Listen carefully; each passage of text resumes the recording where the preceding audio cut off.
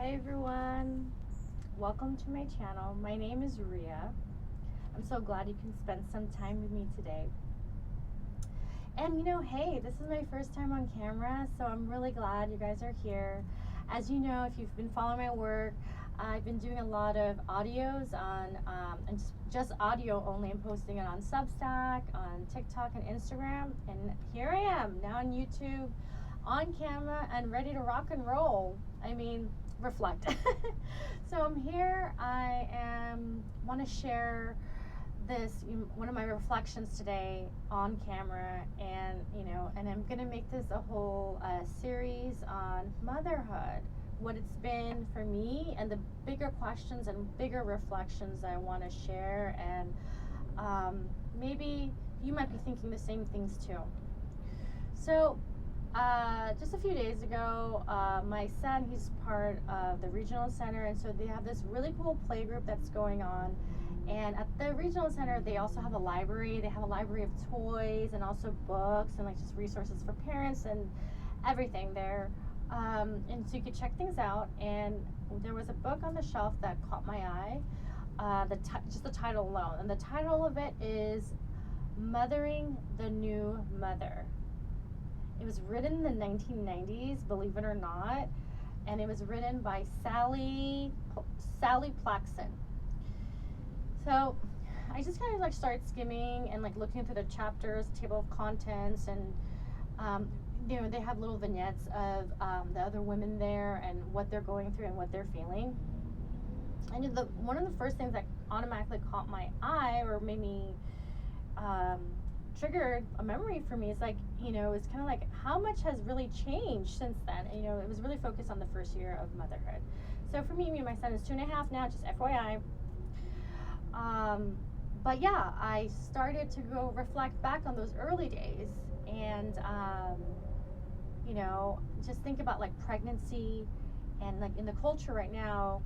I'm in Los Angeles, California. It's 2026, and I just want to say that, yeah, how much there is in preparation for the baby. It's still there, the baby showers. Now you even add the gender reveals, and all these gadgets and gizmos, the best kinds of stroller, a bunch. Versus for me, when me in the 80s, it's totally different. But yeah, so there's a lot of things that you can research on, figure out the best cup, the best bottle, the best everything. There's reviews, videos, you name it. It's this whole thing for baby.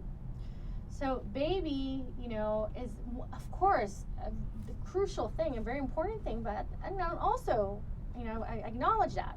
However, at the same time, it's what about the woman who gave birth to the baby?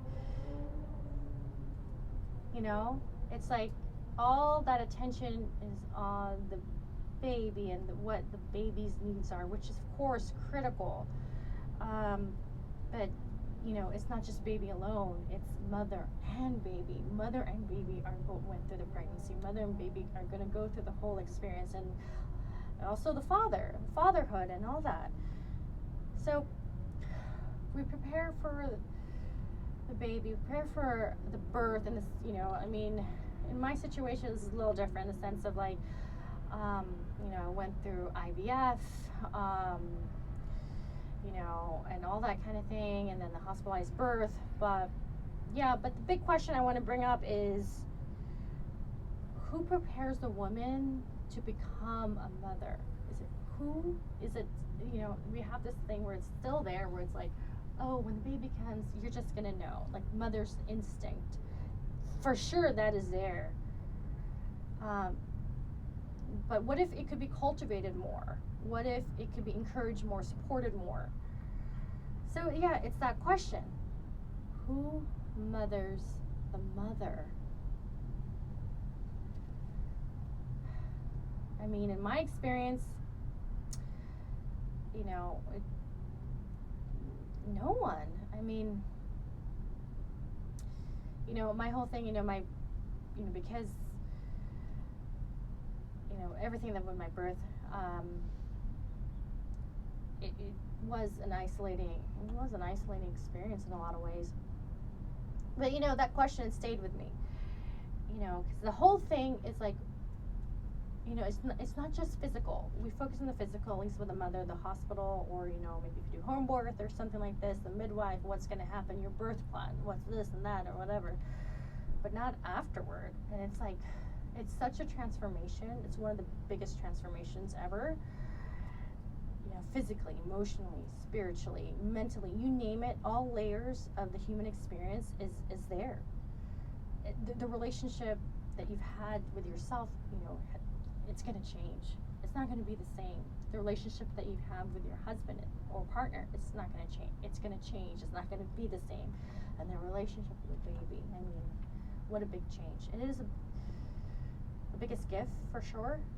I know my husband's uncle, he was like, he said it, very short, and I was like, okay, yeah, that's true.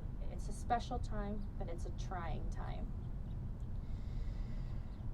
So, for me, as I was kind of referring to before, my motherhood is exactly the Hallmark card, picture perfect kind of thing. My journey into motherhood, it was medical. It was through IVF medical, and I mean medical trauma.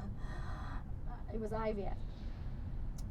That roller coaster, up and down, and then other than that, it was I delivered early, 30 weeks, 6 days. I was admitted before that for 33 days, and then we all went through NICU for 63 days. I mean, a lot of difficulty, struggles, life and death stuff. And even in that experience of life and death, it's like survival. It's a sort of survival mode. And maybe I was in survival mode for such a long time that, I didn't stop to think about, how am I doing? All of me. How is all of me doing? So, it comes to a point, because, I mean, the other thing maybe is that, for my pregnancy, I kept it secret for so long because that, I had loss before, and I just really wasn't ready to share that with everyone if everything went sideways again. So my pregnancy was secret for a while, a long time. People didn't know in my extended family that I was even pregnant. All of a sudden, there's a baby here. Seriously. So. But there's a lot there. But what I want to bring up, let's not make it all about me anyways. What I want to bring up is that through that all, I did find some support through, it's called, it's an intensive postpartum group. There's only a handful of these programs across the country. That's also another surprising thing as far as like support is concerned. There's only a handful of these, even though,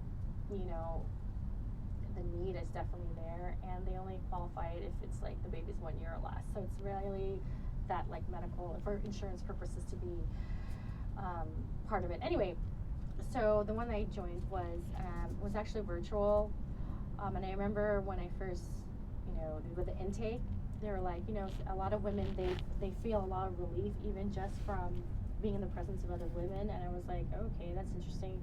And I was like, oh, is it like a group therapy kind of thing? They were like, kind of, but you go everything in a group. So like, you do have an individual session with a clinician in the beginning, and only if you want to continue that. Like that's like actually for medications, but the way the program is set up is that there's a topic that comes up. There's also a pretty cool like yoga exercise, so getting into the body, and then another like learning at the end. So it's just like, and like sharing if you want to share. There's no pressure to share anything like that. And the whole thing is that we are going through this experience together. And so they said that to me. I was like, okay, just being in the presence, I mean, okay, that's strange, and especially it's online, like how are we even going to connect in that way? But at least in my experience, it was very helpful, because I can't even explain it in the sense of like, yeah, it's like one of those things, like motherhood it can be isolating, and even though mentally and logically that there's like all these women eons that had children, that had babies, that this is not clearly isolating, but I mean clearly alone, there's the whole group, but my experience was isolating, and in this age of single family homes, it's not community living. It's just you, baby, maybe partner, and then managing household, managing things like work, all these things. So it's just a different thing. And but what I did find is that being in that presence with other women, I was a little skeptical about it being helpful, but actually it was, because I don't even know the reason why. I think it was more just an experiential thing, that because we were going through the whole thing together at the same time. We all came from different places, different lives, but we're going through that time together and the challenges, and we all have different challenges, but there's some kind of understanding, and there's also some kind of just witnessing, like, hey, it is happening. It's happening for all of us. And the other thing that I noticed is that, we don't really get into backgrounds of who we are and all this kind of stuff, but I did, just people sharing and everything, is that a lot of these women were professional women. Like, they had jobs, they had careers. For me, I was like, I haven't been working in a while, the whole IVF thing and all that kind of stuff like that. But these women, no, they were working, even to the last day, or also have other children, or some of them were single. But a lot of them had successful careers. Like, a lot were in medicine, actually, nurses, doctors, and lawyers, executives, people, the corporate ladder, people who've had businesses. These women have achieved in a lot of different ways in life, especially think about the career. But with motherhood, it was not something that you could check a checklist for it. We were there for a reason. We were there because we were struggling, and somehow just being in our presence with each other helped support. And we were going through the same things, maybe thinking the same, somewhat similar thoughts, same questions. And the needing of support, it's not a weakness, it's part of being human, and that's another reflection about how to receive. And also, in this experience, I've also started to look at other cultures, how they treat mothers after birth. A lot of other cultures, they really honor that time period. I guess we call it the fourth trimester, where it's like the community gathers together and supports the woman. The woman, main thing, take care of baby only, and then they do everything for her, and give mom time to recover, nourish the mother, give that support, a support without asking, a support without even knowing that you needed support. It's just there. That's already built into the community, to the culture. It kind of made me have the other questions, like, how would motherhood look different? If they felt the support, they felt like they were being held, instead of them trying to hold everything together. Career, baby, household, caretaking, all of that. And so, as I mentioned before, I'm a PA, which is a physician assistant, and I'm working in wound care right now. And, I've cared for different wounds of the body, medically or physically, treatment-wise. And motherhood has taught me to also notice the invisible wounds that we carry. As I said before, it was the isolation, so it's the loneliness, the pressure, expectations. And I don't have all the answers, but I'm here. And I do believe there is something powerful in slowing down and pausing and reflecting, asking better questions, being aware.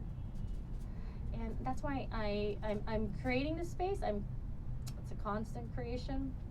So I have this offering. It's called a reflection circle. And it's going to be, the first cohort, I just want 5 people, so it can just, it's going to be an intimate group. and where we come together and we will do that witnessing. We will do the witnessing, reflecting, listening, journal, all that.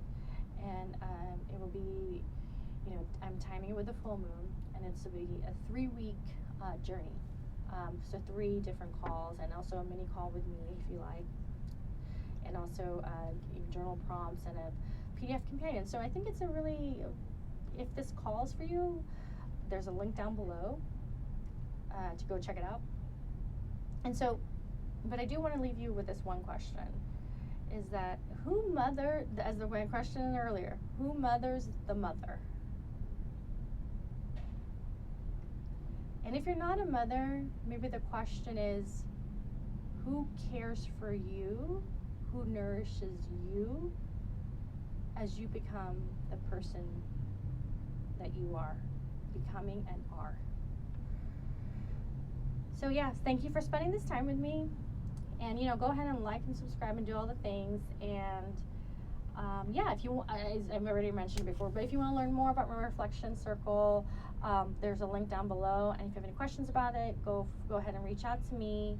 And yeah, bye for now. This is Ria. Thank you again spending this time with me. And yeah, because with reflecting, we can become aware.